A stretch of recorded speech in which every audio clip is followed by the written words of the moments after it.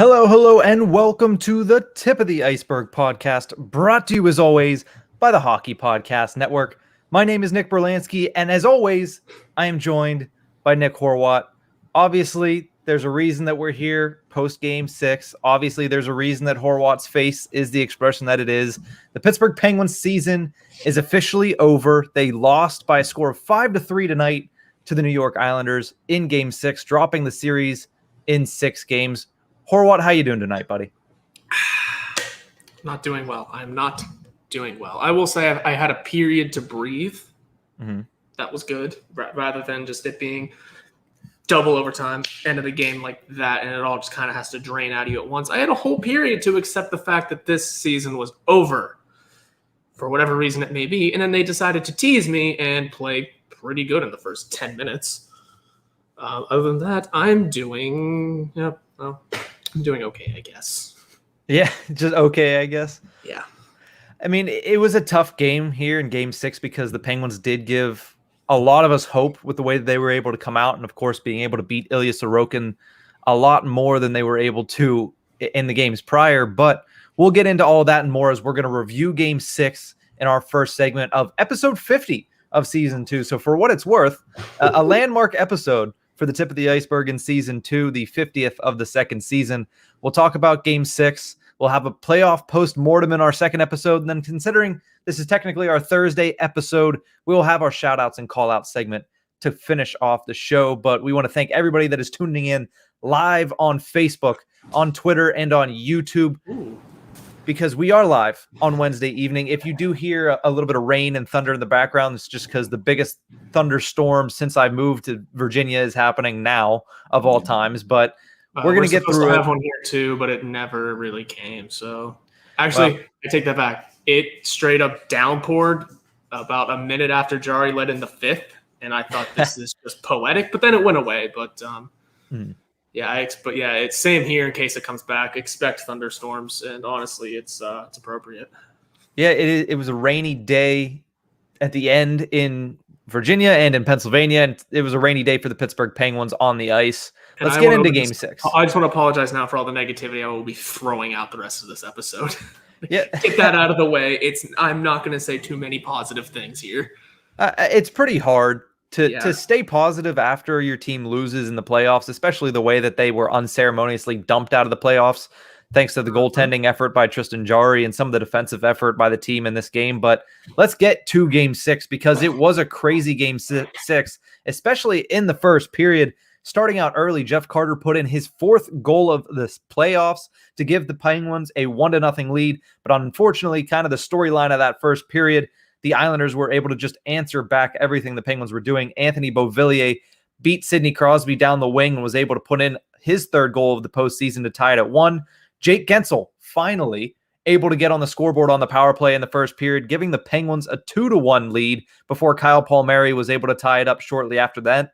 And then at the end of the first period, you're sitting at 2-2. The Penguins, who had played fairly decently throughout the period, is an even period on both ends, and the Penguins just unable to hold on to any lead. Going to the second period, it's more the same. Jason Zucker gets a nice a goal on a tip play to give the Penguins a 3-2 lead. Brock Nelson comes right back and scores. And all of a sudden, it's 3-3 game. And from there on out, it is all New York Islanders in that period.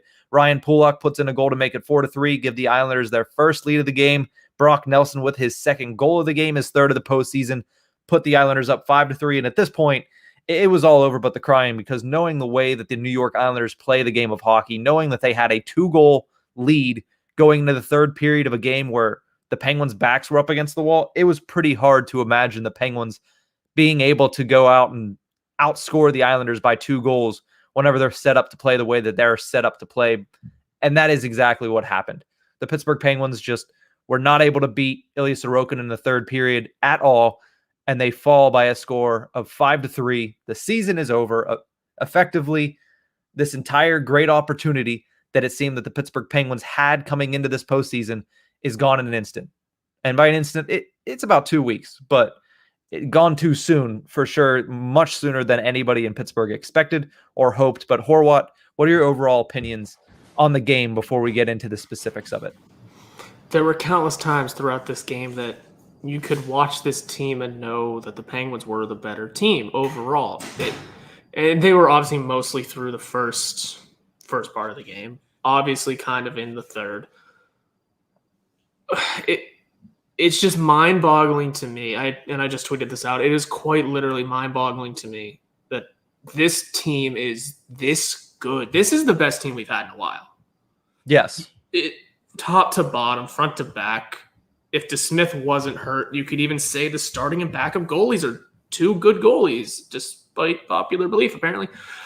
And despite what we've seen recently. Yes, Tristan Jarry, my guy. But it's mind-boggling. This team is so good up and down the lineup, all over the place. Even the coaching staff and the management has improved this season to give us this. And this happens. I don't know how to, and I still enjoy this team. I just don't know how to sit on this realization that this sucks, man. This sucks. I mean, my opinions on the game overall, I mean, like I said, we looked like the better team for parts of it. But those few parts that we didn't it was just too many. It was just too many. I didn't want to sit comfortably until we had a 2-goal lead, and we never got it. Yeah, we tweeted something out during the last game, going into the third period of game number 5, a huge game number 5, where the Penguins had a 2-1 lead. Heading into the third period, we tweeted, the New York Islanders are comfortable here. They're comfortable down a goal with a period left. And guess what? It worked out for them in game 5. It worked out for them on several occasions in game 6. The Islanders were just fine with a 1-goal deficit, and the Penguins were never able to push it to a 2-goal deficit. The one time they did was in game number 3, and while the Islanders did come back, the Penguins were able to extend it again and go out and get a victory in game number 3. But at the end of the day, the Penguins lose the series again in 6 games. We have a couple takeaways in comments. We have from Ryan Howell, says, silver linings. Most teams don't have the benefit of watching a generational player help his team to win 30 Stanley Cups. You could be the Flyers. That's true. It's going to sting for a while, though. I completely agree. Thank you to Ryan for tuning in. And again, obviously, completely agree with everything that he said there. Yeah. Jackson Hollister also tuning in on YouTube says, I hate blaming the goalies, but he struggled, and I really believe he lost the series for us. We need a new starting goalie is what he says. Philipper on Twitter also said what happened to Jarry. So I guess let's get into it. Tristan Jarry's performance in game 6. We didn't get the chance to talk about game number 5, and it is what it is. I mean, Tristan Jarry cost him that game in double overtime with a poor turnover. But let's talk about his performance in game 6, Horwat.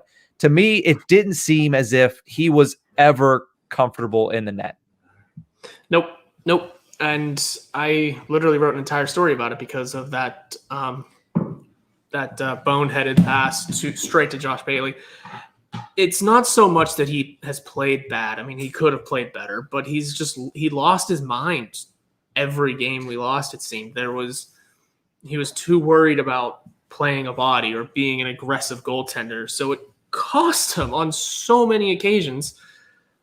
And it's not so much that in this specific game he was playing like that, playing aggressive and playing. He was playing much smarter, it seemed.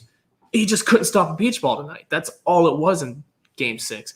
Whereas game 5, I mean, he seemed okay. He was making stops, making big saves, getting us to overtime, getting us through a first overtime. And then quite literally a minute into the second one doing that. And I think that's going to highlight a lot of the discussion we have about Jarry this upcoming offseason, because he had to be smarter. He had to be smarter with making the right saves, making good saves, and then on top of that, not being super aggressive. I apologize for the doors in the background. But he's got to play smarter. I see all of these people jumping into the find a new goalie. You don't want to agree with it. You don't want to, because holy hell have we had this whole goalie fight since the Fleury days, man.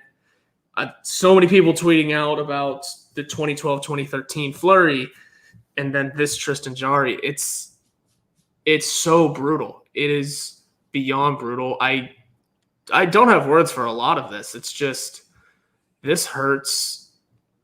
He needs to, he would need to play smarter, which again, like I said, he did in game 6. He looked to be playing a lot smarter. He looked to not be, worried about how the Islanders were coming after him or, chipping in on him, but he just couldn't make the important saves, and that's what killed us. So as for what happened, dude, I don't know. I do not know. He just had a bad playoffs. I mean, it happens to goaltenders. It happens to goaltenders. Not every goaltender is going to come out and be Connor Hellebuyck with the Winnipeg Jets. No, not every goaltender is going to come out and be what Jack Campbell is right now for the Toronto Maple Leafs. And we all need a reminder of some of the playoffs that Marc-Andre Fleury had. A lot of the people are saying, well, we should have never got rid of Fleury. And, that they're always going to be there. And listen, you can say what you want. That vocal majority or minority of Penn's Twitter is always going to be there saying that we should have never got rid of Fleury, should have never got rid of Matt Murray. But here's the thing. And I did want to wait on this until the postmortem, but considering we're talking about goaltending, Marc-Andre Fleury had some of the worst postseason meltdowns in the history of the league. Yep. Now look at him right now. So it's a matter of, and you say it all the time, and let's all say it together, goaltenders are voodoo. You sometimes don't know what you're going to get. Very, very rarely do you get consistently grade A performances postseason after postseason because it's a different season. And Jarry was kind of unstable at points during the regular season, and then in the playoffs, he just wasn't able to catch his footing. Sorry for cutting you off earlier. Go ahead. You're good. I was just going to say, you were talking about the Fleury thing, and I was going to say, why do you think I hold Thomas Vokoun in such high regard? My God, he carried us to the Eastern Conference Finals. It's something that, holy shit, I don't think another goalie can do right now for us. But when you talk about consistent goalies, playoffs in and out, Hellebuyck doesn't even reach that discussion. Vasilevsky might be the only goalie that really can do it. And I only mention that because I'm watching. I have the game on over here. It's 2-0 Tampa in case anybody's curious. But it's just no goalie really can do that. I mean, Fleury's been phenomenal in Vegas. There could be a multitude of different factors for that. And for the first time in my head, it finally popped up. Who's their goaltending coach? What changed in Fleury's game that is making him, at his age, play this well compared to what Mike Buckley is doing right now with us, who I've seen him get thrown under the bus a couple times. I mean, hell, I've seen everyone get thrown under the bus, but at some point, the coaching jumps in a little bit into this discussion, and we'll have to see where this all goes. It's going to be a hell of an offseason. And, man, I'm just going to be all over the place. So I do want to cut back to Ryan Howell's silver linings and saying you're right when you talk about watching generational talents. Again, those will be big discussions to have this offseason about if we continue. And at least we're not the Flyers. Hell yes, we got that going for us, right? Yeah, we have 5 since 75, whereas they do not have a single Stanley Cup since 1975. Always nice to go back on All Reliable. But before we continue our discussion on Game 6, a gut punch of a loss for the Pittsburgh Penguins, we have the Hockey Troll is tuned into our episode, and he is as vocal as ever on Twitter. He was kind of quiet ever since the Capitals bowed out. I think he was just waiting for his moment. And he said, remember, no IC light on the golf course, boys. At least bring some yingers. Hockey Troll, we might have to come meet you in West Virginia, or we can all meet in PA, or maybe you guys can come down to Virginia. We'll get a golf round in at some point this summer because it's going to be a long one for the Washington Capitals fans and for Pittsburgh Penguins fans, as it is officially the offseason. We will get our 3M segment in the coming weeks. We will get another mock expansion draft in the next couple of weeks. We'll break down the postseason and the offseason in later episodes. But right now, we're still doing a postseason postmortem, talking a little bit about game number 6 in a game in which the Penguins, I mean, they showed life. If you want to compare this to their game number 4 from last postseason, last year, it was a hapless performance by the Pittsburgh Penguins. And you know who did show up in that? That was Tristan Jarry. He was the only player that showed up for game number 4 against the Montreal Canadiens last year, and it's an inverse this year. I think all 4 Penguins forward lines, they played pretty well tonight. Yeah. I think Jason Zucker had an inspired performance. I think I enjoy the way that he plays. I mean, the guy doesn't have a setting under 100%. We say that about Brandon Tanev a lot, but Jason Zucker is right up there along that. So he does everything that Tanev does. It's just not as flashy, not as stylish. And I think the expectations are a little bit higher for him, but it was nice to see him get on the board. I was hoping that would be the game winner, but unfortunately it wasn't. But the Pittsburgh Penguins as a team, I thought they played pretty well in this game. In the first 40 minutes, I should say. I think the goaltending struggled a little bit. I think there were defensive issues at points, and the Islanders were able to capitalize on those. But other than that, I think the Penguins played at least the first 40 minutes pretty well. In the last 20, it was exactly what the Islanders want to do. They're going to boa constrict. They're going to say, you know what, this game ended whenever we went into the second intermission. You're not going to get a goal past Ilya Sorokin. It's exactly what happened. Yeah, he's undefeated in the playoffs. Undefeated for his career in the playoffs, if you will, really. I mean, he's what, 25? He's Jari's age. Yep. That I don't have words because he didn't seem to be that much of a standout goalie in the regular season. Mm-hmm. But I mean, we just couldn't figure him out for whatever reason it was. I mean, we were rifling shots every game. Going into game 6, we had 194, which at the time of me writing my piece was second in the playoffs. Second behind, I believe, only the Panthers, who have definitely surpassed that now. But still, just, I mean, 50 shots in game 5. I can't even put up the math in my head right now what his, goals against average is. It was 1 point going into this game. And his, save percentage just through the roof. His kid is stopping pucks. I don't know how to put it. We couldn't figure him out. The big thing that we talked about the Penguins needing when we last spoke on this podcast, going into game 5 at that point, was they need top line players to be top line players. They need their stars to play as their stars. And they got that in game 5. And I feel like they got that from the Malkin line in game 6. Early on, Kasperi Kapanen had a really nice play that started the Jeff Carter goal. Evgeny Malkin had multiple assists in this game, which passes Mario Lemieux for second all-time in Pittsburgh Penguins playoff scoring. So that's an amazing accomplishment. I know for him, it's not going to be something that he's going to be very happy about tonight, considering the season is over and the team obviously lost. But that's an amazing accomplishment in itself for Evgeny Malkin being able to surpass Mario Lemieux. It's something going back again to Ryan Howell's silver linings. Ryan Howell, his silver linings. It's been great to watch these two guys. And I think it stings even more just knowing that this was probably one of their top opportunities left. It's tough. Yeah, it was. And like I said off the top, it's mind-boggling how good this specific team is. Yeah, last year we thought we had a good team. I thought at the time we could probably dig up the footage. Yeah, bringing in Patrick Marleau might be a good idea. It's, veteran presence. It's this, that, the other. Bringing back Connor Sheary might be fun because, 2016 and 17, but now here we are. Our team is definitely improved. We can look at this team, this 2020, 2021 team, knowing, wow, they are vastly better than what we thought a good team was last year. Yeah. We know Jeff Carter has, wow. He is going to be fun to watch next year. That's another silver lining, right? Yeah. I mean, we'll get into that in the second segment, but going into the offseason, the Penguins are pretty set to bring back most of this team.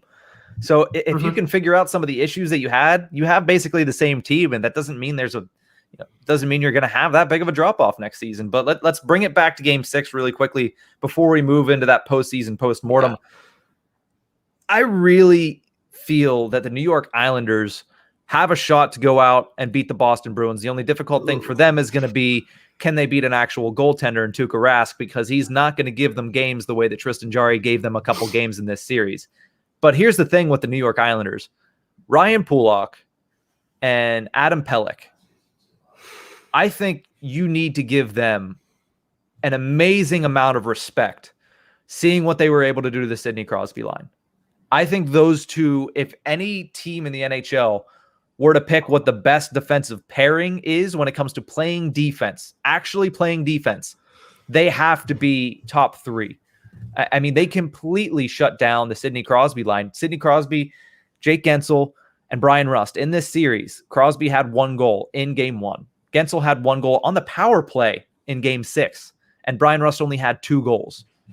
Those two played pretty much the majority of their minutes against that line, and they were able to shut them down the way they were. I mean, the Crosby line was -4 today.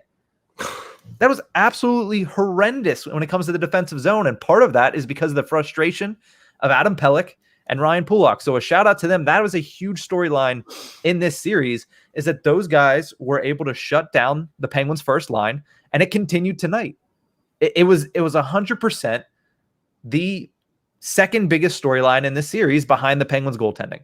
And it sucks for Sidney Crosby because he went out and had a really poor 6 games, and he's not getting any younger, and he's trying to get that last Stanley Cup, and it makes it difficult. But those two played extremely well. Somebody that I don't really give respect to is Scott Mayfield. I think he's an awful human, and I don't think he's that good. I know he's a pretty decent player. I would say he's probably the same thing as Marcus Pettersson, to be completely honest. He really is. The only difference between Mayfield playing the game that he plays and Pelech and Pulock playing the game that they play is Pelech and Pulock know how to play it well. Scott Mayfield's just trying to duplicate that and trying to replicate that. And the cross-check on Evgeny Malkin, listen, the refereeing in this game, you can say what you will about it. It was consistent. I was not upset at the refereeing in this game. In fact, honestly, and this is probably going to get clipped by our friends at the Caps Chirp podcast, I think the refereeing favored the Penguins for majorities of this game, especially in the third period. The Penguins committed so many penalties, and it took John Marino splitting Matt Martin's head open he did for them a favor for them to call something. So listen, the refereeing was not the issue. No. But that just highlights the fact that Scott Mayfield had to do something completely and utterly idiotic to get a penalty called on him. And that's what he did against Evgeny Malkin in the first. He's just a bleh defenseman. And it's just, I kept watching that game and watching some of the plays that he made, and it just irritated me because he'll get thrown in a pool with Pelech and Pulock, and Pelech and Pulock are just miles above what he is. So obviously, high regards for those two on the top pairing. They shut down the Crosby line. That was a huge sticking point of this game and this entire series. Scott Mayfield, on the other hand, I'm excited to see hopefully Boston just pull him apart in the next series. Yeah, it's you're saying the Islanders have a chance to take on the Bruins. I disagree fully. I think it's going to be a clean sweep in Boston because it's not a real goaltender. Number one. If let me preface this, it's a clean sweep in Boston if Tuukka Rask decides to be good to stay in the game. Tuukka Rask, because we talk about goaltending voodoo. I think he defines it. Yeah, that's fair. Matt Martin is going to blow up against that team because he doesn't know how to keep his head on straight that much either. We just couldn't figure it out. And I don't know, that their top line, their perfection line, actually knows how to score a damn goal. So Taylor Hall also is apparently still good. Yeah, Taylor Hall is extremely good. And that series is going to be extremely good. Listen, I know you saying a sweep might also be part of malice because of what we just saw them do to the Penguins for the second time in 3 years. But the Islanders, you can't refute the fact that they were able to go out there and beat the Pittsburgh Penguins. Let's not forget, Matt Barzal didn't have a single goal in 6 games, and he is their offensive. That. Yeah.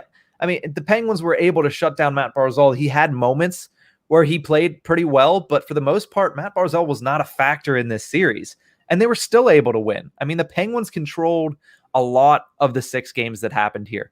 Games 1 and 2, I would say they controlled fully. Game 3, for the most part, they controlled. Game 4, no, the Islanders completely dominated. The Penguins played probably the best game you can see a team play in the playoffs in Game 5 and still lost. Mm-hmm. At that point, you had to know that it was going to be a tough hill to climb. It was possible, and the Penguins came out the correct way in Game 6. They played well at the start. They got a lead early. They got a secondary lead. They got a third lead, and they gave all 3 of them up. So it's not that they didn't have the opportunities there. It's not that they didn't try because, again, compare it to last season's elimination game against the Canadiens. They tried, and they succeeded in this game tonight in Game 6. But the Islanders just overwhelmed them, and they couldn't get the performance from Crosby that they needed. And that's the end of the story. I mean, to me, the 2 storylines are Jarry and the Crosby line. And there's something the Crosby line is missing that I'll talk about in the second segment. But Horwat, any last thoughts on Game 6 before we do a whole sweeping postseason postmortem? No, because I'm sure all my thoughts on this team and everything I want to say should be in the next segment. So.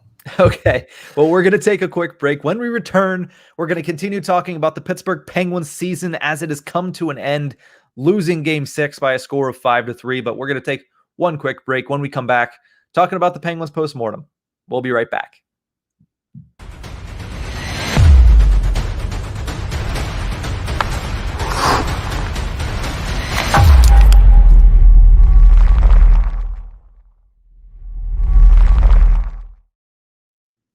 Welcome back to the Tip of the Ice-Burgh podcast, brought to you as always by the Hockey Podcast Network and DraftKings. Make sure to use promo code THPN when you download the DraftKings Sportsbook app to get amazing opportunities and great lines on your next sports betting venture. Remember, DraftKings, code THPN. We're talking about the Pittsburgh Penguins and the season being over. They lose by a score of 5-3 against the New York Islanders on Wednesday evening. It's disappointing to say the least for the Pittsburgh Penguins, especially when you look at the fact that now they have failed to get out of the first round in 3 straight seasons, the first time that has ever happened in the Sidney Crosby, Evgeny Malkin era. Horwat, looking at this series as a whole series, it feels like a missed opportunity to me. What does it feel like for you looking back at the 6 games? A huge missed opportunity because, like I've said it 1,000 times already, this team has been the best team that we've seen since maybe the Cup team in 17. Like, let's tell it as it is. Our fourth line now could probably very well match up with our fourth line then, if not better. Oh, yeah. Our fourth line now is better than any fourth line we've had when we've won a Cup. Yeah, and then there's on top of that, you add, 16 had the HBK line, but I don't know, I think Jeff Carter is a pretty solid third center. I mean, those two lines are pretty evenly matched. So who knows exactly there.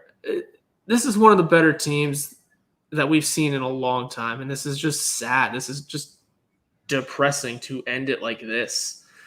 Like I said, I'm glad I had an entire period to kind of breathe and actually have words to tell you and to talk about. Because once that 5th goal went in, right then and there, you knew the season was over. There was always that thought of maybe one more. We chip in one more dirty one, and maybe there's a fighting chance. But you knew it wasn't going to come, even if we were attacking. I think it does feel like a missed opportunity. It doesn't quite feel like a waste, but just the fact that we came into this so hot. We were counted out from the beginning of the season, right? Mm-hmm. People saying all over the place, professional pundits, the Penguins are going to miss the playoffs. They are in the hardest division in the league, top to bottom. That division's going to have 1, maybe 2 teams that are great teams not make the playoffs. People were saying the Penguins were going to be one of them. Actually, hell, there are people saying the Penguins aren't even going to be one of the great teams to miss the playoffs. They were going to straight out miss. Then they had all of the injuries, an absolutely terrible start, goaltending issues. We were talking about a Jari trade in January, everybody. Yeah, we were talking a lot about John Gibson. Yes. And then, injuries. Jim Rutherford left this season. I mean, it was a short season, but it kind of feels like a long one. We overcame so much to not only make the playoffs, but win the damn East, win the division that everyone said was going to be the hardest and most stacked. We won it. We're getting a banner next year regardless. We're going to hate it. Yeah, I really will. But there will be some updates made to the to PPG Paints Arena ceiling. I forget what that's actually called. The rafters. There will be updates to the rafters whether we like it or not. Yeah. It was an impressive season. It was an impressive regular season. A regular season where we had discussions of Crosby maybe being up for a Hart, which, by the way, is Connor McDavid damn lucky that those votes go in before the playoffs, much like the Lightning a few years ago. But bringing it back to the Penguins, there will be updates made. We had a hell of a regular season and wasted it away in 6 games and what looked like one very good victory. An iffy one. Let's be honest, Game 3 was a little iffy, but we pulled out the win. And then outplaying the Islanders in almost every game and still coming up short. Mm-hmm. And I want to. In 6 games, finishing up right here. And in 6 games, my playoff beard couldn't even get out of the itchy phase. My face is really annoyed right now. Well, luckily for you, that's a positive for you. You get to shave. Yeah, I do. But I did want to bring up this tweet here from the Cynical Vixen saying, also, we looked fairly good against the Isles in the regular season. I mean, to be completely fair, obviously the Penguins go 6-2 against the Islanders in the regular season. I thought the Penguins played probably better in this postseason in these 6 games than they did in the regular season against the New York Islanders. I don't think it was an issue of the way the Penguins were playing, especially on the forward side of it.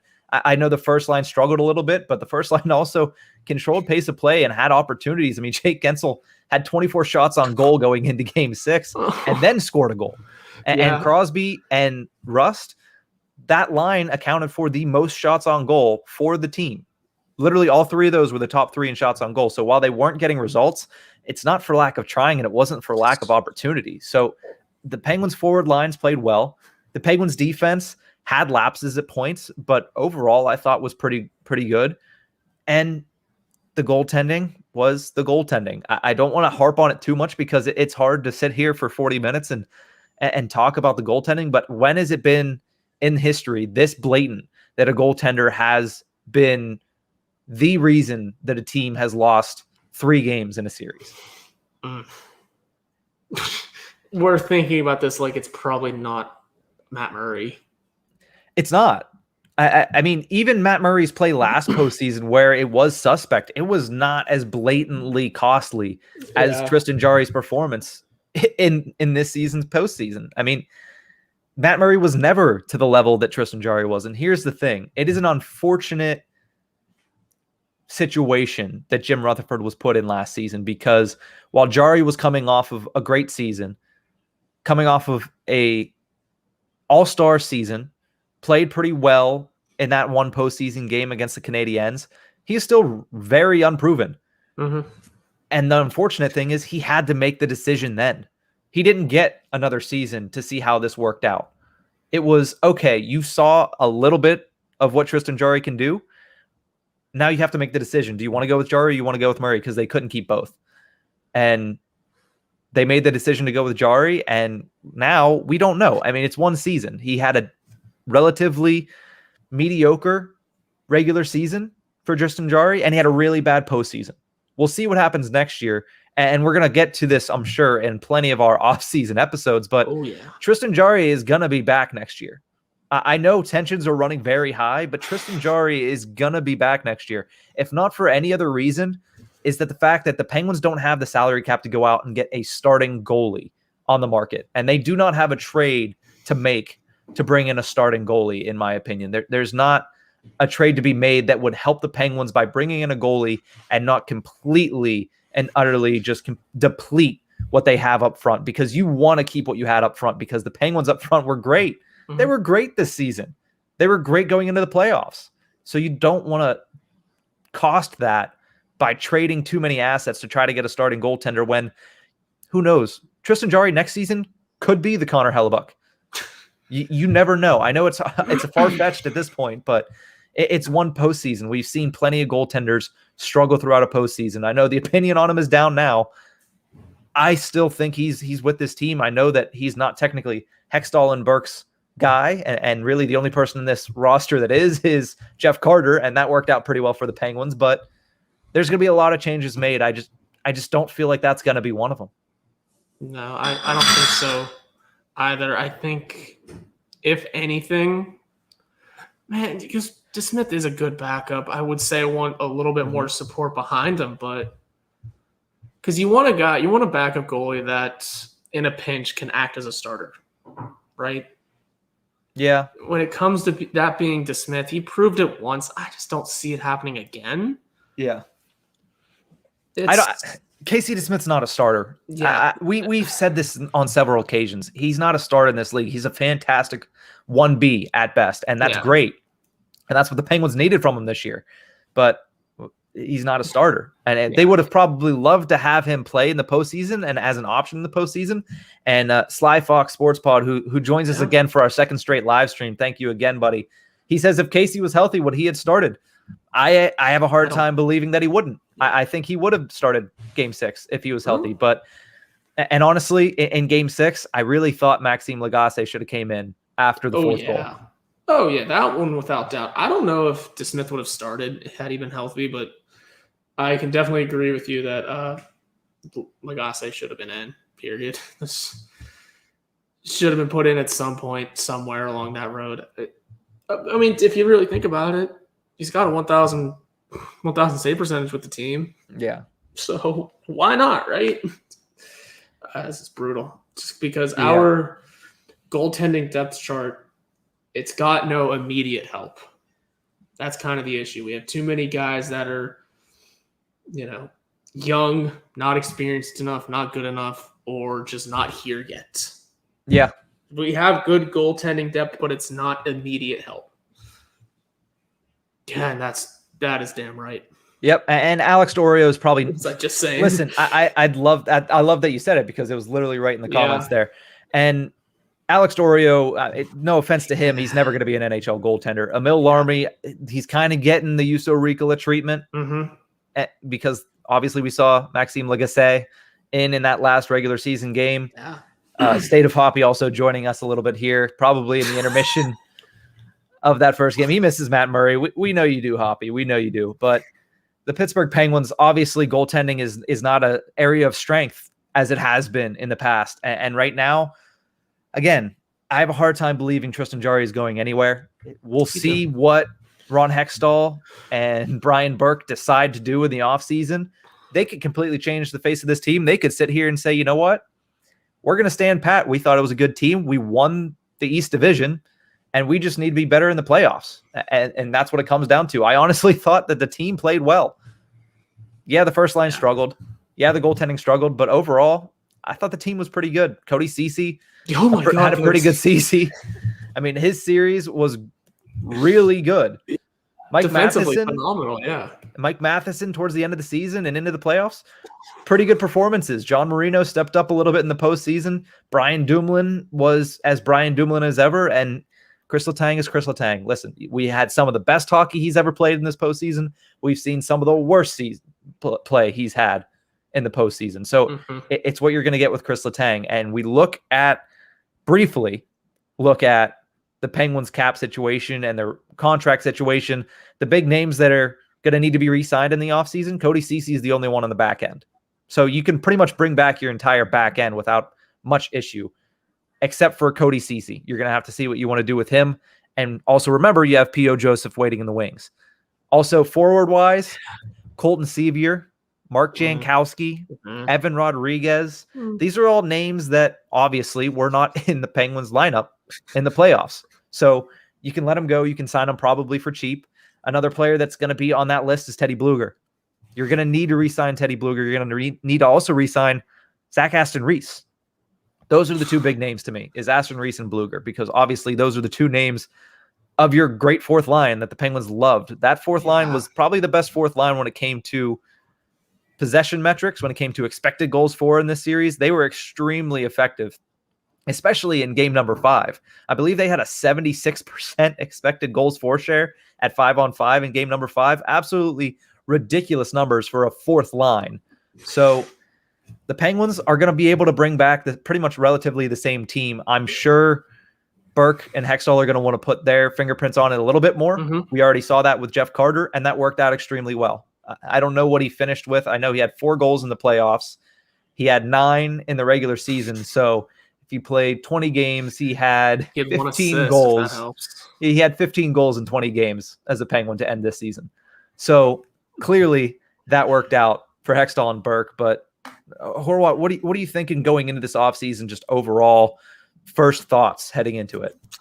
My first thoughts are going to come from some tweets that I've been reading because, I'm sitting here doing this podcast, but half my eyes have just been reading tweets this whole time too, because these initial post-game interviews are pretty important and going to be full of some good stuff because let's start with people probably wanting wholesale changes on this team, right? There will definitely be some. There will be, because Hextall and Burke are going to want to build their team. So expect some interesting changes. Mm-hmm. Who knows what it'll be? And then there's the question of the core. Now, the core, if you will, is not a child of Rutherford either. I mean, that's not his creation. That's not this new regime's creation. But Sidney Crosby has already said that when it comes to breaking up the core, he's already said that. They've been saying that for the last 4 years, right? Yeah. Those three want to win. They will do everything they can to win and succeed here. So you've got that to look forward to. That's going to be the big question. I mean, we know Crosby's probably untouchable. Why did I put probably? He is. Yeah, why did I put probably in front of that? He is. Malkin, he played very, very well this playoffs. Right? Yeah. I was waiting for... It took him a second. Yeah, it took him a second because he came out in game number 3 and he was hesitant, and he came out in game number 4 and didn't look good at all. But I thought game number 5 and game number 6 of Evgeny Malkin played exceptional hockey. Mm-hmm. And then there's Letang, who you could argue was one of the better players on this team this playoffs. So it's not like one of those two were bad to the point where we're saying, yeah, this is it for them. They're on their last legs. Mm-hmm. They played well to the point of it's like they were in a contract year. They played well enough to the point of, well, now you kind of have to keep them because they're playing this well. They're proving to still be this good.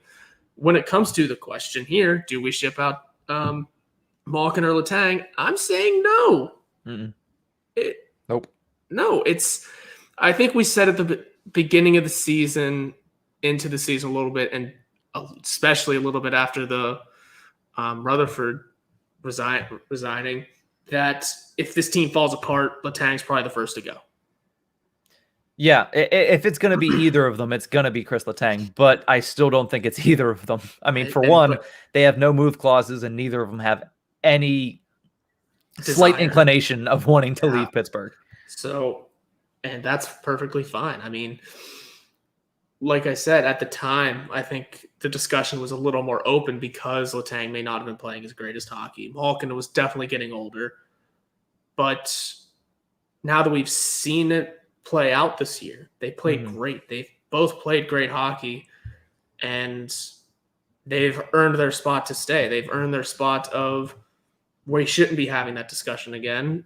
Let's get back to it when games start up again. How about that? Because, again, it's hard to stay on one team your entire career. Yeah. That goes with any sport. You know, Crosby's the guy that's going to do it, and we know that. Malkin might do it. Letang is probably the most likely to be shipped out somewhere. Mm-hmm. So we'll get back to that discussion when games start up again. Yeah, it's interesting because also Sly Fox responds with, but do they ship them out for the contract and the cap? Yes, trust me, I've thought about it and it's gone through my head as well, that if Evgeny Malkin's $9.5 million wasn't on the cap, they could do a lot, like bring in a goaltender. That's a grade A goaltender. But here's the thing. You don't do that with Evgeny Malkin. It's just not something that's going to make your team that much better. As much as I like the idea of getting a $6 to $7 million goaltender that is going to be semi Andre Vasilevsky, Connor Hellebuck, Carey Price-esque, it'd be great. And I love when the Penguins have stout goaltending, but Evgeny Malkin, and if you read the article in The Athletic that friend of the show Josh Yohe worked on with Rob Rossi about Evgeny Malkin and Sidney Crosby's relationship, you'll see that Evgeny Malkin doesn't want to go anywhere. And if Evgeny Malkin was somehow traded out from under his no move clause, he would probably just go to Russia. And it would probably be an ugly story at that. Yeah. Evgeny Malkin is going to finish his career here. What I'm more interested in is what happens this offseason with Hextall, Burke, Malkin, and Letang when it comes to their contracts, because they are going into a contract season, both of them. Yeah. So do they get re-upped or do they let them play through a contract year? That's going to be what's interesting. Malkin, last postseason, had elbow surgery. And guess what? It wasn't reparative elbow surgery. It was just kind of a patch over surgery. So he still has elbow issues. Now he has knee issues. Yep. So who knows how many years he has left? I don't know if the Penguins are gonna sign him to an extension before next season starts. He might play on a contract year. We saw Alex Ovechkin do that this season. Listen, it's a new league with all these cap restrictions. It's definitely going to get interesting, and it's going to be a fun storyline to watch throughout the offseason. Let's be honest. The biggest victory the Penguins can get from here on out is if Ovechkin doesn't come back to the Capitals. And I just think that would be so fun. I don't know why. I know it's not going to happen, but I'm trying to look at anything positive for this team right now. Yeah, I don't think the Ovechkin thing should have any bearing on the Pittsburgh Penguins. No, but hey, you know what? It's something to look at. It's gonna be something fun to watch anyway. It will be an interesting storyline. I'm interested to see where the number is, because that shows how important another cup is to Alex Ovechkin, or if it's still just about the money. But or the goals. Let's not say the money. Let's not say the money. Let's say the goals. Well, if you're asking for over $10.5 million at this point, not that he doesn't deserve it, but you could go a long way in helping your team out with not taking that. And at how old you are. Also, I like that. I like that comment. Pull that one up. I'm guessing you're talking about this one. Pull that one up. Ovechkin to Edmonton. Ovechkin. That'll get him the goals record. Connor McDavid dishing to him will get him the goals record. But that'll get him the goals record in a season. Exactly. But also with that comes the fact that Connor McDavid, much like Jack Eichel, there's no way those two are happy with their teams right now. These are things we can discuss at later dates, because this should be a Penguin-centered episode. But definitely. And we like to go down through everybody on the Pittsburgh Penguins and talk about their future, but we're just not going to do that because we don't have the time to break down that. So we'll give our opinions on Brian Rust, Jason Zucker, Kasperi Kapanen, Jake Gensel, all of those players, obviously, in our offseason episodes. But just the last thing I did want to mention, and we can obviously keep talking, but the last thing that I have on my notes that I wanted to mention is it felt like there was something missing from the top line in the playoffs. And what it felt like it was a net front presence. Mm-hmm. You go back and you look at, Chris Kunitz was that net front presence for so long for the Pittsburgh Penguins, for roughly 7 seasons. And then you look at the fact that, Patrick Hornqvist took over from him and was there up until last season. Well, last season Crosby didn't really produce. His line didn't produce. Yeah. This postseason, Crosby's line didn't produce. And to me, that's exactly what they were missing in this series. Jake Gensel was attempting to be the net front presence. And trust me, it wasn't for lack of trying. The kid got absolutely abused for 6 straight games. But when you have a guy that's fighting that hard just to get positioning, he doesn't have his stick down on the ice. He almost had to finesse his way to the front of the net at certain points, kind of baiting and timing it out so he can get to the front of the net. He's not actually there, which is what Hornqvist was at that point. I'm not saying this team needed Patrick Hornqvist. I'm saying this team needed somebody to fill the role that Patrick Hornqvist left when they traded him. Maybe not the exact same player, but somebody that can sit in front of the net, take that beating, and not be moved. Jake Gensel is just too easily moved, and we saw Pelech and Pulock do it in the entire series. And that's why every time Crosby's line was out there, the chances were from the dots and out. There weren't many chances from that core right in front of the crease, and it hurt the Penguins because the first line was not able to get those goals that the Penguins needed. I thought the depth scoring was fantastic in this series. You can't argue that fact, considering Brian Rust had a couple goals. Brandon Tanev had a huge game-winning goal in Game 3. Jeff Carter was absolutely phenomenal. Kasperi Kapanen played pretty well. Even though he didn't score, I thought Jared McCann had a pretty good series, and so did Freddie Gaudreau. And we already mentioned the entirety of that fourth line, how good they were. So I think the depth was great for the Penguins. I think the problem was the top line had the opportunities but couldn't capitalize. Yeah, that's all it was, man. That's all it was. And I don't know what it is. We saw the team work great through the regular season. Mm-hmm. Listen, regular season and postseason are different, and that's why. Like this Penguins first line in the regular season is a top 3 line in the NHL, top 5 line in the NHL. In the postseason, they weren't that. They were not what they were in the regular season because the style of play changes. And it leans right into, like I said, Pelech and Pulock. It leans into the way they like to play the game. And the Penguins first line weren't able to, and you know what? It might be critical to say and harsh to say, they weren't able to man up with those guys. Right. They weren't. Crosby wasn't. Gensel wasn't. Rust wasn't. Gensel especially wasn't able to. He was just getting ragdolled around the ice for 6 straight games, basically. And it didn't stop. So I can't think of the player that the Penguins would need there. Honestly, the one that comes to mind, and it's kind of comical, is Anthony Mantha. But I'm sure there's a couple other players around the league that fit that mold. The Penguins just need to go out there and find it. And I'm sure Hextall and Burke have that on their list of things to do in this offseason. Yeah, they have to, without doubt.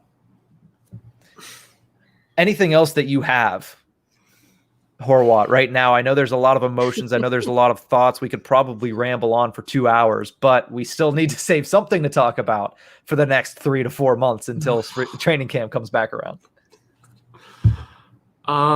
Yeah, I guess everyone should just kind of be tuning in for the rest of the off season. I guess for the start, the middle, and the end of the off season, because there's gonna be a lot to cover. There's gonna be a lot to talk about. There's gonna be a lot to unpack, and I mean, I'm already kind of looking forward to the draft, if you will. But then I look at our draft capital and realize, we have like 3 picks this year. So yeah, I still haven't looked into the fact of whether or not we got that conditional 7th for Nick Bjugstad yet. I don't know if he met those conditions. I think he had to play half the season or score 40 points, not 40 goals. Jeez, we'd never get a pick. The conditional 7th. Yeah, yeah, Jim Rutherford did not leave the Penguins in the greatest position when it came to draft capital or prospects. But we're going to take a quick break. Before we do that, I have one last thing that I did want to mention about this team. All season, I said that I love the way this team's playing. I think this team will get into the playoffs, but I'm not a believer that they are a true contender until they get through a round. That still holds. Yeah. And I'm going to have to say it for another year. Yep. It's funny. Right before we went on, right before I answered the link you sent me, I looked at my girlfriend Megan is here with me, who I love and adore very much. But the Penguins have not won a playoff series since we started dating. And I'm questioning things a little bit. I'm not going to lie. There it is. That's exactly why it is. You know what, Megan? And I know, unless you're watching it on a separate stream right now, I know you probably can't hear this, but you're under investigation now. You are clearly under investigation because I didn't even think about that. You know what? I gotta cut to a break really quickly, and I gotta start getting my things in a row for this investigation. But we're gonna take a quick break. When we come back, our shout outs and call outs to end out this episode.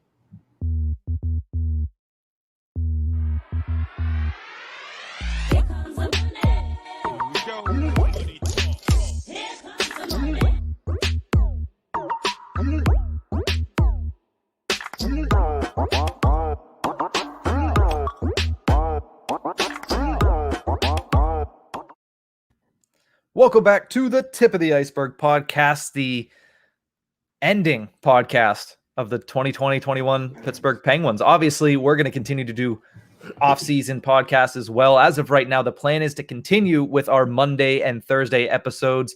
Probably going to be a little bit shorter than our customary hour and 30 minutes that we've been running on for the bulk of this season, but we will continue to get you guys as much content as possible, as much fun Penguins talk as possible, and also some fun segments. We'll continue to do the Pens poll. We'll continue to do the shout-outs and call-outs, but same as last season, once we get into the off-season, shout-outs and call-outs kind of becomes about sitcoms and baseball and food.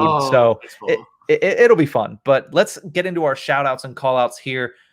Horwat, who are you calling out? Let's get the vegetables out of the way first. Who are you calling out this week? And it's good to break away from the Penguin talk for a minute because my call out doesn't discuss them. And I had a call out ready to go until this afternoon when Robert Morris University decided to announce that they are cutting their men's and women's Division I hockey teams.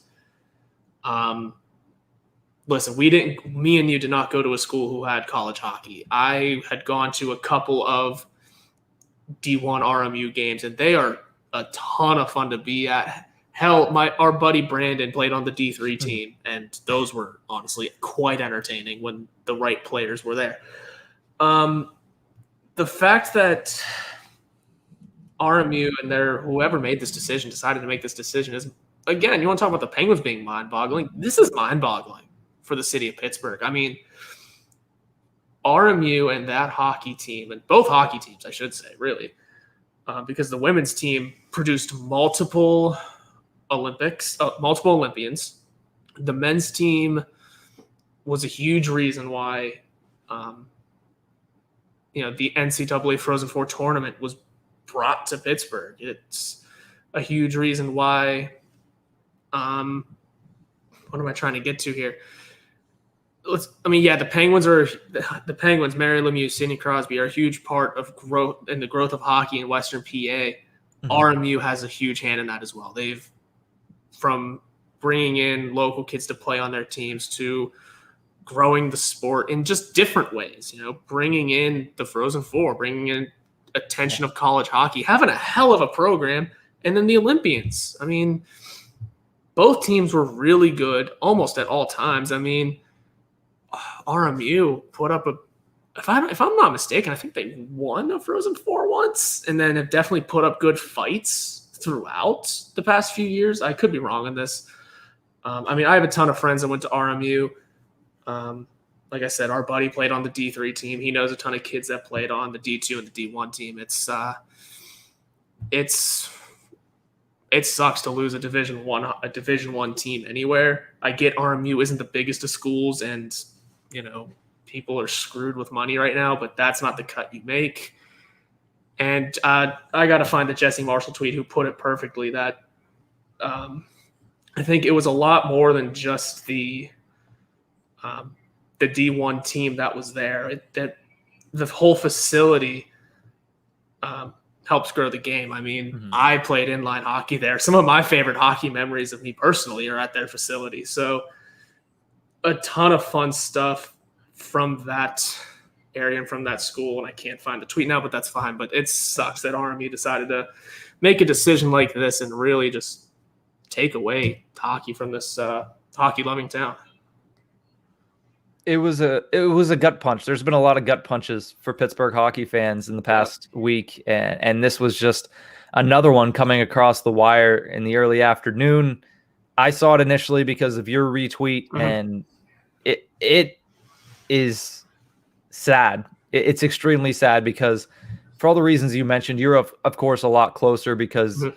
you and Brandon are close. I had a buddy named Tyler that used to play on the D. I believe he was either the D2 or the D1 team. But if you've ever lived in the city of Pittsburgh, obviously you know the importance of hockey just by seeing the Penguins fans. But you should see some of the Robert Morris fans, and they're literally out in full force. Mm-hmm. And everything that organization, not even organization, that club has done for Pittsburgh hockey in the community.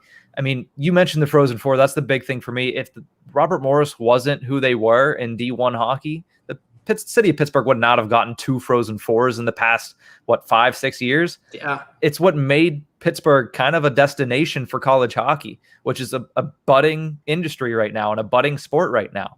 NCAA hockey is probably in the best position it's been in a long time. And a big reason of that is the city of Pittsburgh. They've housed Frozen Fours. They've housed RMU, who has been a very standout organization for college hockey, especially in Western Pennsylvania. So it's unfortunate. There's no positives to bring out of it, and you just hope that it's all kind of fixed. I don't know if it ever will be, and I don't know if anybody's going to make a anonymous donation, but that's the only thing we can hope for, because if not, it's just a really unfortunate and really sad event. It is, and we don't know where it goes from here. We don't, because we don't know the details, and it's out of our hands, obviously. But it's just, I have like $5. I can't do anything about this. I did see there is like a change.com petition going around for it. Mm-hmm. Yeah, it's going to be tough, but. Irregardless, it's a sad moment for the city of Pittsburgh and for the hockey community in Pittsburgh, and you just hope that either something fills its spot or it's able to regain its steam and come back to Robert Morris. And I at least hope that facility doesn't shut down. If anyone's ever been to the Island Sports Center, it's incredible. Yeah. So out on Neville Island in Pittsburgh, of course. My call out And you mentioned him earlier, is Connor McDavid and Leon Draisaitl. How are you going to be first and second in NHL scoring and be so much further above everybody else and then get swept by the Winnipeg Jets? I understand the correct answer is Connor Hellebuyck, but it's still, you're supposed to be the face of this league. Mm-hmm. You can't go out there and lay a goose egg like that. Like, I was excited to watch possibly McDavid versus Matthews. We're probably never going to get that now in the playoffs because I don't know if Connor McDavid, at least if he's on the Oilers, is ever going to get past the first round. No, it's tell you what, that was some entertaining stuff to wake up to, because I saw that at least for games 3 and 4 of their series. I fell asleep during I think it was 2-1 still in game 3, and then I saw they lost in overtime 5-4, and I thought that was quite funny. And then I did watch the first overtime of game 4. Said it's way too late for me. I'm tired. Turned it off. Saw it went to 3 overtimes. Got really happy. I went to bed and saw they lost. You mentioned game 3. The fact that they were up 4-1 and ended up losing game 3, just poor showing by the Edmonton Oilers. And I mean, it leads into my shout out, but I'll let you go ahead and say whatever you were going to say there. I mean, we both of us predicted the Oilers to win the series, and I texted you, can I revert back to whenever I said the Jets would win the North? Because basically, the way they showed the Oilers who's boss, that's something to discuss there. I mean, they did better than us, and I mean, Connor and Leon, how much more can they do? How much more can they do?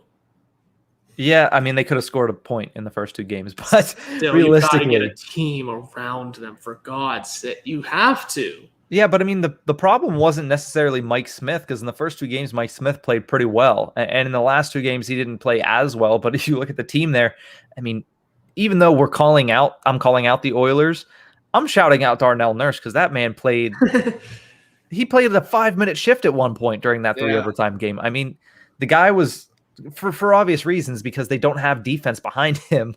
He was played and overplayed for the Edmonton Oilers. So I hope he's relaxing, getting ready to hit the links, as we're going to be getting ready to hit the links here with the postseason starting. But this kind of brings it into my shout out for this week, because of what the Oilers did. And by did, I mean they didn't do anything, and they completely got shut out in the postseason. I don't want to say it forced Wayne Gretzky to leave, but it might have played a part in Wayne Gretzky leaving the Edmonton Oilers organization and joining TNT as a broadcast analyst. So I want to shout out TNT for bringing in Wayne Gretzky. That's an outside-the-box decision, something that I know I saw ESPN was trying to do as well, but TNT gets Wayne Gretzky on there. Listen, he's not going to be Charles Barkley. He's not going to come out with crazy takes. He's not going to call out any players, but I'm interested to see his view on the game on an almost nightly basis. I'm interested to see his comments and see if TNT can bring out a little bit of the great one in the great one and let him hopefully settle into an analyst role that is great for the game and grows the game. I know he's a huge hockey historian, and I read his book. Clearly, if you read his book, you can tell how much he adores the history of hockey and how much he adores the game of hockey.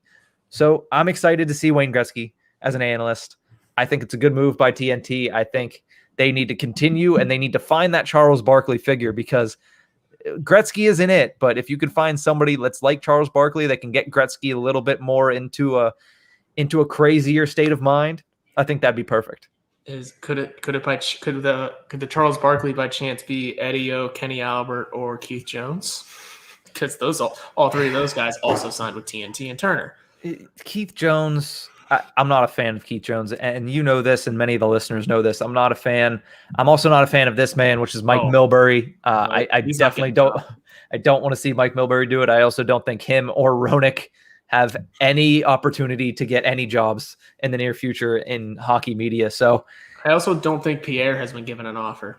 So thankfully, big old bullet miss there. But yes, TNT went out and did a very great thing, not just for the idea of getting, like you mentioned, a hockey historian who can be a great analyst. They went out and said, how are we going to really get viewership? The number 1 name in the literal sport. Yeah. Bring him on. That's right there's a bump.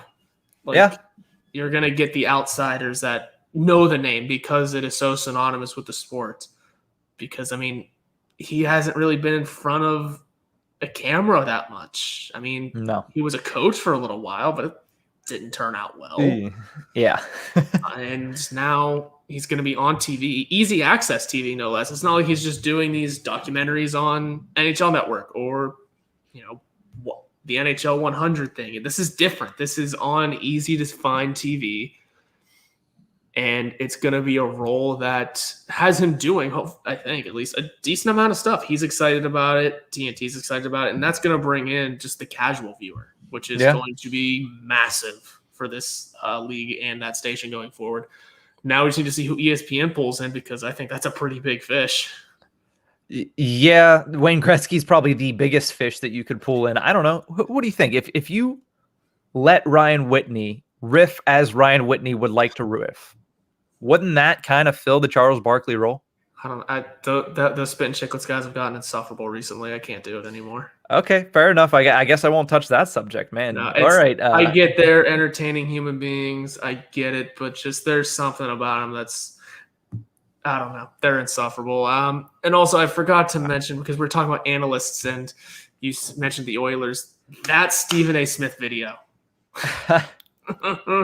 Love it. He doesn't know hockey, but he knows those two are two of the best. Is he going to have to preface every single time he talks about hockey with, I don't know anything about hockey? If he does, it looks a lot better and it looks more entertaining. So I like that he's doing that. And that's good. It's just a little entertainment bit. It's not so much ESPN making a joke out of hockey. It's just them recognizing, hey, we're going to have some change here. We're going to start talking about hockey. We're going to bring in the faces. Stephen A. is just our big name right now. Get ready for what's coming. That's kind of how they're working at it right now. And I like it. I think it's quite funny watching him, even if he does start it all off with, I don't know hockey, but this, because he's still an entertaining man. He says the only thing he knows about hockey is the puck is black. And now he knows that Connor McDavid's probably the best in the league. Then they lost. He's learning slowly. Yeah, he's already learning the laws of the jungle. But Horwat, what is your shout out? My shout out's going to be pretty fun. It's going to go to a friend of the show. He's probably listening right now, but that's Richard Blosser. Mm-hmm. Because after that emotional Game 5, I was not in a very good headspace, because I get invested into these games, especially being there in person. Mm-hmm. We love this team more than anything, it seems. And, I was in that game. And like I said, when it all kind of floods out of you at once in an overtime loss like that, it stings. It really hurts. Whereas this last game, I had a whole period to kind of breathe and think about it. But after that Game 5, he tweeted at me just out of nowhere. I, didn't make a tweet. He just shot me a tweet. You all right, bud? I can't imagine the walk of shame out of PPG. And, just checking in on a friend like that's awesome stuff. And I said, you know what? I appreciate this kind of thing. Twitter needs more of this, because after games like that, it's just tearing into each other, tearing into players, teams, coaches, everything. And just, checking in on someone, just, you doing okay? I can't imagine what that walk of shame is like. And it sucked. I was silent the entire way to the car. And, but he also did follow up with good things we aren't doing a post-game show. And the presence there would have moved it to an automatic E rating. And yeah, I was salty too, but those are the small things like that, it helped me a little bit, because like I said, it was not a fun headspace to be in. And, thank you again, Richard, for all that stuff. You're a friend of the show and appreciate stuff like that.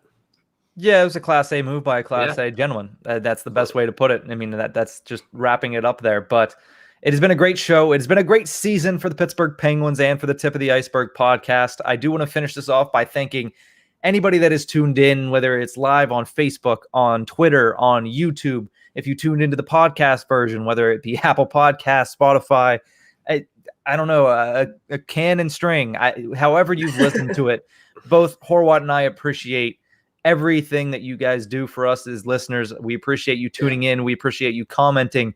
We appreciate you tuning into our post-game shows in the wee hours of the morning. We just really appreciate everything that you guys do. We appreciate the guests that have joined us, whether it be Jesse or Josh from The Athletic, whether it be Richard Blosser, who joined us, anybody else that joined us from the Hockey Podcast Network. It's been a fantastic second season. We're excited for season 3. We're going to get ready for it as well. And we're just very happy to have this network of listeners to get to talk to. And you guys are as big a part of the show as we are, and we try to make that whole. And again, I just want to state this really quickly. Thank you to the 6 continents, the over 20 countries worth of listeners that are tuned in this season. I could have never imagined being able to say those words at the beginning of this 2 years ago. So we're ending off this show. Clearly, we're going to be back on Monday. We're going to be breaking down the Pittsburgh Penguins off season. We're going to be talking about the quest for the number 6 Stanley Cup, hopefully in 2022. But we're never going to stop grinding because we hope that you appreciate it, because we love doing it. Yeah. And just being able to see that you guys respond makes it all that much more fun. Horwat, anything else to add to that before we say goodbye for the weekend? That's, I relay everything you just said. Thank you to everyone all across the world that listen. I don't think I ever would have thought that I'd have been able to say that. And you mentioned, people who listen, live on Apple, Spotify, whatever, or even you forgot to add one, and that is those who listen while we record. The ones that hear half of the conversation. Like I have, Megan and our buddy Matt here, literally 5 feet away, who don't know anything that you've been saying, but have been hearing me discuss. So thank you to everyone. It's we're in for a hell of an off season. Get ready for all of it. I think we knew this was going to be a fun off season no matter what happened. Now it's just here a lot sooner than we wanted, but we'll have things to discuss. That's for damn sure. And as far as I know, we're still at 2 episodes a week, and for the foreseeable future. So get ready to hear a lot of us with not a lot of games to talk about. It's gonna be a lot of league talk. I hope everyone's excited. Yeah, we'll definitely keep updated with the Stanley Cup playoffs and giving our opinions on that. But we'll do our normal 3M segment, which is the must sign, maybe sign, move on for the Pittsburgh Penguins. We'll do our Seattle mock expansion draft 3.0 because that's coming up as well. The Penguins will lose a player from their team to the Seattle Kraken. But all of that is to be discussed and to be determined in the offseason. But for right now, for Nick Horwat and for the tip of the Ice-Burgh podcast, we say goodbye, we say thank you, and we say that we will see you on Monday. Later, everybody.